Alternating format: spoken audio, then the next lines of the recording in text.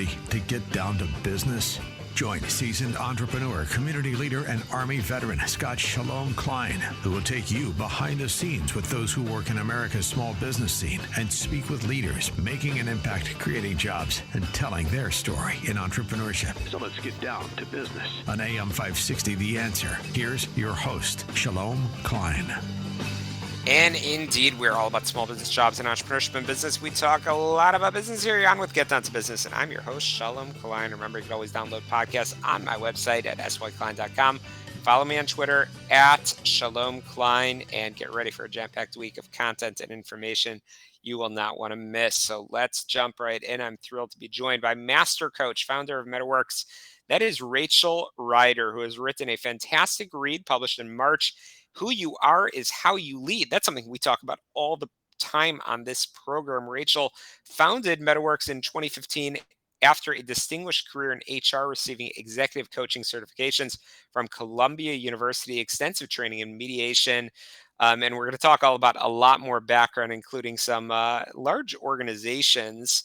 But Rachel, really excited to have you on the program. Thanks so much for joining us.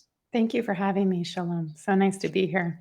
Absolutely. So, Rachel, I always love to get to know the person behind the microphone. So, Rachel, I know people don't just write a book because they've got nothing else to do. I know that this has sort of been a long journey for you. So, let's talk a little bit about that journey, some of your corporate experience, and what led you to become so passionate about leadership in general. Well, yeah, I grew up in the HR world, and what I found is that as I managed the employee life cycle from beginning of their career at whatever company I was working at to the end, unfortunately, I was also responsible for firing quite a lot of people. I found that the real impact that I could have was when they were really being thoughtful and strategic instead of reactive about their organization. And the more I had to fire people, the clearer it was that I really wanted to spend my time working with the folks who were being thoughtful and strategic. And so that's really where I decided to spend my time. Absolutely. And so this is less of a, call it a book, and more of a how-to. It's got a Mhm. lot of real-life examples of how leaders can avoid damaging team morale, you say, with often sharp elbows, micromanaging. I have to assume that a lot of these things are things that you saw in your HR experience. So, let's talk about the method that you describe and who you are is how you lead. There's a lot of books that have been written on topics about leadership. Why is this different? The premise of our work here at MetaWorks is that your inner world and your relationship to yourself and your relationship to others is really what makes you successful at the highest levels of an organization.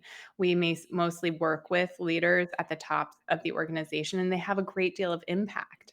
And what we found is it's not usually a lack of technical ability. You know how to do your job, but somehow it's something's getting in the way. And more often than not, after the hundreds of leaders that I've coached, it's clear that what's getting in the way is yourself. And so it's vital that you are fluent in the language of yourself. What gets you really upset? Why are you getting really upset? Where is that coming from? And how are you attending to those around you in the same way? And the more you pay attention to yourself and your relationships with others, the more successful you are without fail.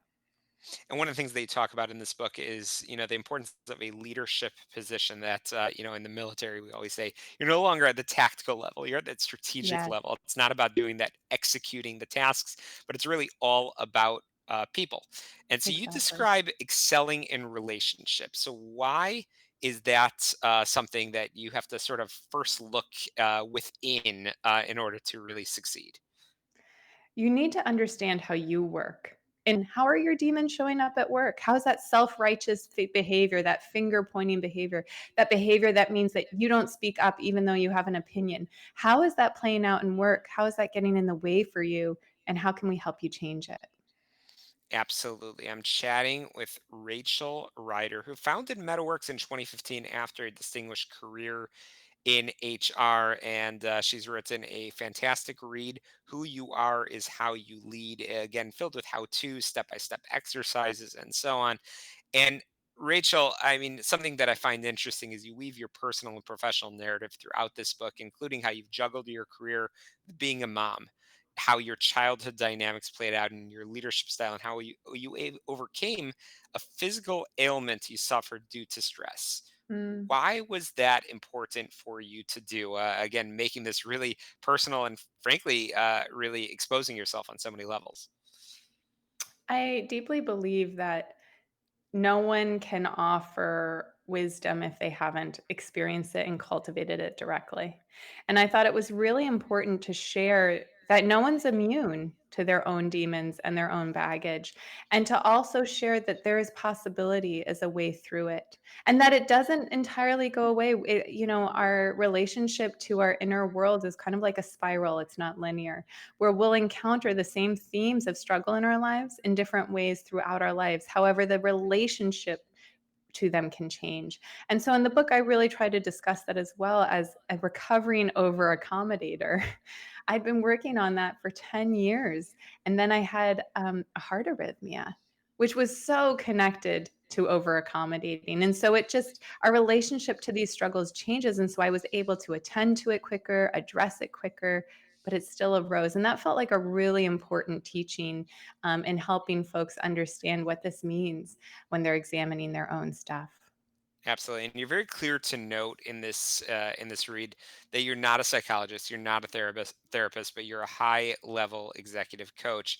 But your approach, again, as you just alluded to, it does lean heavily into that personal growth, emotional baggage, and lifelong patterns of behavior. So, can you explain where that line is drawn and how you avoid crossing it? Yeah, I really like to talk about how we do not work with people's trauma. We attend to what arises in the room right now as a result about what's going on in your life as a professional. Of course, your trauma may arise. Oh, that colleague who really pisses me off reminds me of my abusive alcoholic father. Shocker. That's a beautiful thing to uncover. And that in that moment is when I say, and so take that to your therapist. The work you and my client, are going to do is how can we help your nervous system understand that the person you're working with is not your father? And so what we're really attending to is unraveling old belief systems and unhelpful behaviors in the moment. And should history and trauma arise, I help find someone to help support you in that. And so it's so important that we're clear on that so that you really feel safe and supported in what I have to offer you. Absolutely. And just as we wrap up, Rachel, you've been working with an anti racism coach for years. Can you explain what insights you've gleaned from that work that now inform your coaching? It feels so important then when I work with individuals, I have a real understanding of my own lens that I'm bringing to the work.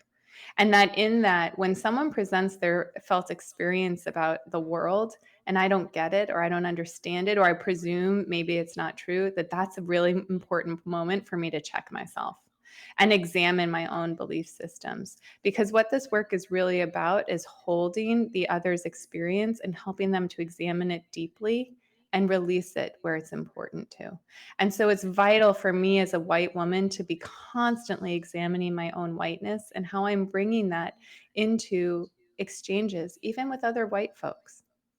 Yeah, very, very helpful. It's a great read. Who You Are is How You Lead, written by Thank Rachel you. Ryder. Rachel, it's really a joy to have you on, and I want to make sure our listeners can get in touch with you. And of course, find a copy of the book. How can they do that?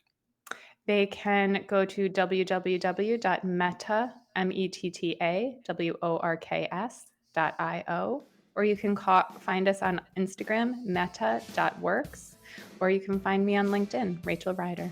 Fantastic.